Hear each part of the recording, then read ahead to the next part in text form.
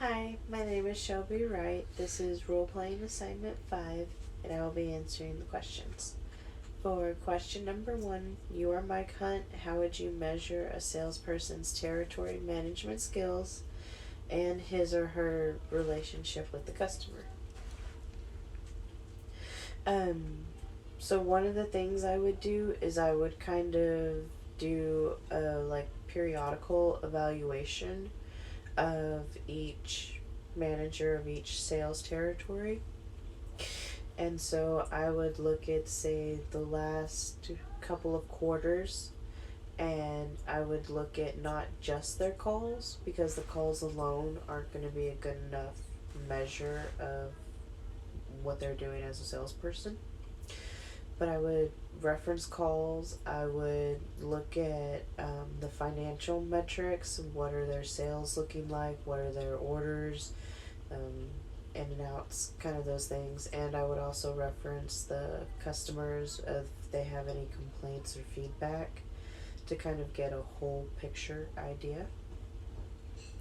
For question number 2, Mike has asked you to come in and explain the strengths and weaknesses of objective versus subjective measures for territory management and relationships with customers. What would you say? Um, so what I would say is the strength of the objective measures of territory management and relationships with customers is that it can be measured easily. It's very quantifiable. It's right there. You can look at the numbers, the sales volumes, the archives, and it's simple. On the downside, there are aspects of it, such as like call volume, for example, that can be faked. It's a little bit harder now. There's technology that makes it a little bit more difficult for that. Um, but it's still something you've got to kind of look at the numbers you get and kind of ask yourself, okay, what can be faked or smudged, and is that a possibility? And just be leery of it. Whereas the subjective measures don't necessarily have as much weakness of being faked in that aspect. Um, their metrics are harder to throw off. The kind of downfall to it is that, like, customer complaints, depending on the type of customers you're dealing with, the metrics can be faked on their end with like false complaints.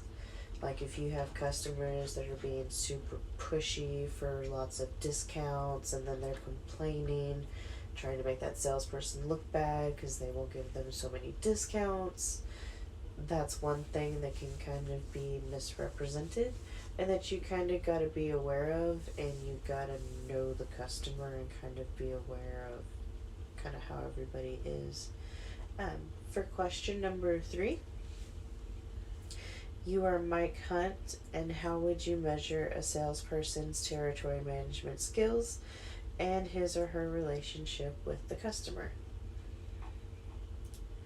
So, if I was him, my suggestions would be to move from the previous territory management to account management.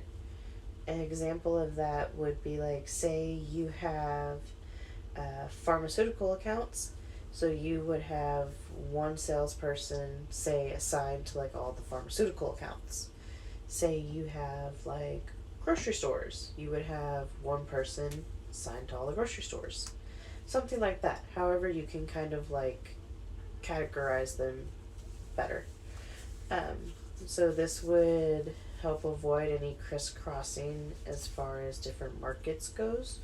And I would also suggest that the salesperson and the manager, i.e. me, be making regular visits to customers for feedback. And even if you can't make physical in-person visits, then you should be trying to make let's see how to put this, documentable contact, emails, messages, something like that can be realistically tracked would be perfect.